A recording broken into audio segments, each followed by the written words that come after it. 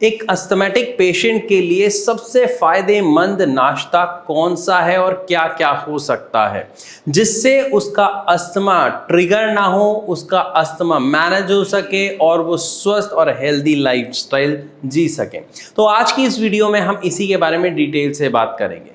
देखिए, अगर हम बात करते हैं एक अस्थमैटिक पेशेंट की, तो उसके साथ समस्या क्या आ रही है कि उस व्यक्ति का इम्यून सिस्टम हाइपर एक्टिव हो रहा है। यानी वो आसपास के माहौल में जो एलर्जन है, जो कोई केमिकल है या डस्ट पार्टिकल है, जो बॉडी के लिए एक नॉर्मल चीज़ है सांस के द्वारा अंदर जाना, लेकिन अगर ये उस पेशेंट के सांस के द्वारा उसके शरीर में जा रहा है तो उसका इम्यून सिस्टम हाइपर एक्टिव हो जाता है, जिसकी वजह से जो सांस वाली नली है, जो श्वास नली है, उसमें म्यूकस प्रोड्यूस होने लग जाता है, उसमें इन्फ्लामेशन हो जाती है और सांस लेने का जो स्पेस है वो काफ़ी कम हो जाता है, जिसकी वजह से अस्थमा ट्रिगर हो जाता है और व्यक्ति की जान भी जा सकती है।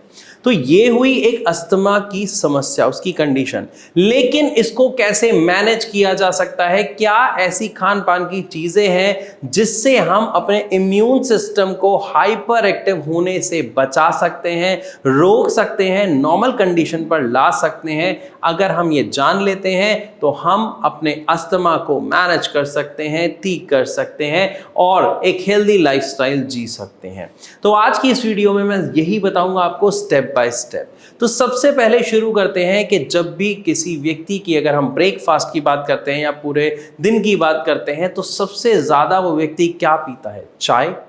अक्सर अब हम देख रहे हैं सर्दियों का मौसम आ रहा है, अस्थमा की प्रॉब्लम बढ़ रही है, तो वहाँ पर एक व्यक्ति ज़्यादा से ज़्यादा क्या कंज्यूम करना शुरू कर देता है? चाय। उसे लगता है चाय पिएंगे तो शरीर को आराम मिलेगा, और मिलता भी है, क्योंकि जब आप चाय पीते हैं, गरम गरम चाय अंदर जाती है, हमारी जो मसल्स हैं वो रिलैक्स होती है, हमारी जो नर्व्स हैं वो रिलैक्स होती हैं, आपका जो जमा हुआ म्यूकस है वो गलता है और खांसी के द्वारा बाहर आ जाता है या फिर मल के द्वारा बाहर आ जाता है। लेकिन अगर आप अपनी इस चाय में कुछ चीज़ें जो मैं बताने जा रहा हूं वो ऐड कर लेंगे तो ये आपके लिए रामबाण का काम करेगा और इस पूरी सर्दी आपका अस्थमा आपको परेशान नहीं करेगा। जैसे आप अपनी चाय में अदरक के साथ सौंठ, लौंग, बड़ी इलायची को डालकर अच्छे से उबालकर और फिर चाय बनाकर पिए।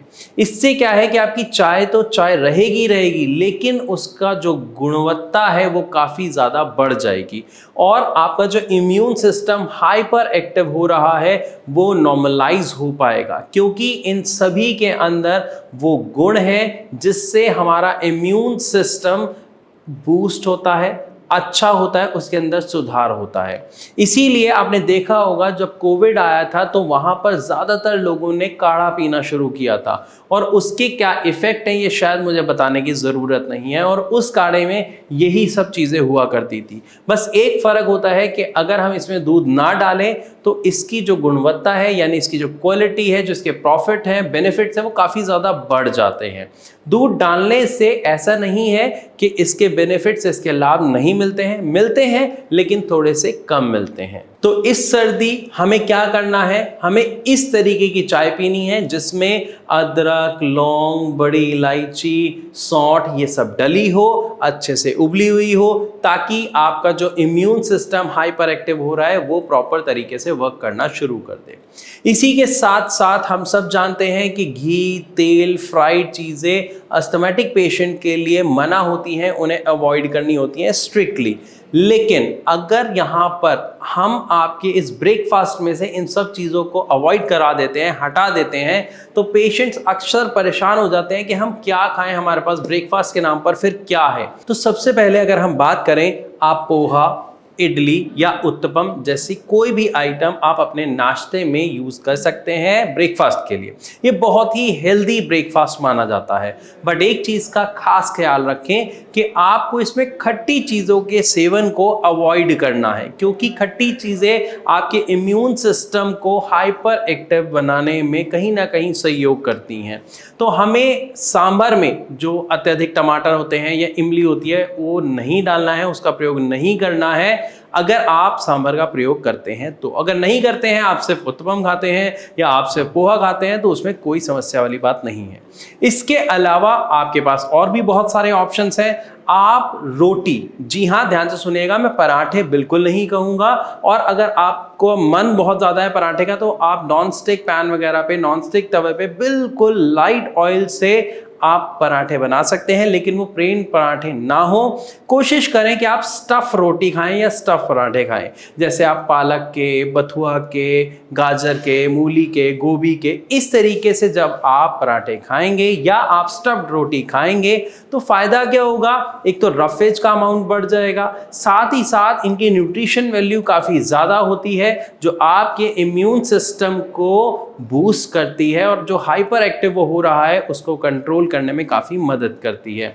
तो ये कुछ ऐसी चीज़ें हैं जो अक्सर हम देखते हैं कि आप अगर अपने ब्रेकफास्ट में ऐड करते हैं तो आपका जो अस्थमा है वो एग्रावेट नहीं होता है, बल्कि उसको अच्छे से मैनेज करने में काफ़ी हेल्प मिलती है। इसी के साथ साथ कुछ चीज़ों का ख्याल और रखें कि आपको कुछ एक्सरसाइजेस रेगुलर रखनी है। जितने भी सूक्ष्म व्यायाम हैं, जैसे आप देखते हैं कि योगा में हम सूक्ष्म व्यायाम, मतलब आपको अपने जॉइंट्स हिलाने, मूवमेंट करनी है, वो ज़रूर करें। और उसके बाद श्वास से जुड़े जितने भी आसन हैं उनको खास तौर पर करें। अगर मैं नाम बताऊं तो आप अनुलोम विलोम रेगुलर रखें, क्योंकि सर्दियों में अक्सर कफ की समस्या बढ़ जाती है, जिसके लिए पहले ही मैं आपको किस तरीके की चाय का सेवन करना है बता चुका हूं, जिसमें लौंग, इलायची, बड़ी इलायची, सौंठ काफ़ी अच्छी मात्रा में डली हो, जिससे आपका जो बलगम है, जो म्यूकस है, वो गलेगा और खांसी के द्वारा बाहर निकल जाएगा। अगर आप इस तरीके की डाइट का, इन तरीके की चीज़ों का सेवन करते हैं तो आपकी जो अस्थमा की समस्या है उसमें काफ़ी आराम आपको मिलेगा और इस सर्दी आपको कुछ खास समस्याओं का सामना नहीं करना पड़ेगा। तो मैं आशा करता हूँ आपको इस वीडियो के माध्यम से अच्छे से समझ आया होगा कि किस चीज़ का सेवन हमें करना है और किसका नहीं, कैसे करना है और कैसे नहीं। फिर भी आपके मन में अगर कोई सवाल है, कोई डाउट है, कोई शिकायत है जो आप पूछना चाहते हो, जो आप हमसे करना चाहते हो, तो कमेंट के माध्यम से आप हमसे जुड़ सकते हैं, या फिर आप नीचे दिए गए नंबर पर अभी के अभी भारत होम्योपैथी के डॉक्टर्स को कॉल करके उनसे बात कर सकते हो, अपनी समस्या का समाधान ले सकते हो। वीडियो अच्छी लगी तो अभी इस चैनल को सब्सक्राइब कर लें ताकि ऐसी और इंफॉर्मेटिव वीडियोस आपके पास समय पर पहुंच सकें, और इसको लाइक करना बिल्कुल ना भूलें। इसी के साथ अब मैं आप सबसे चलने की इजाज़त चाहूँगा। मिलूंगा अपनी अगली वीडियो में, तब तक के लिए नमस्कार।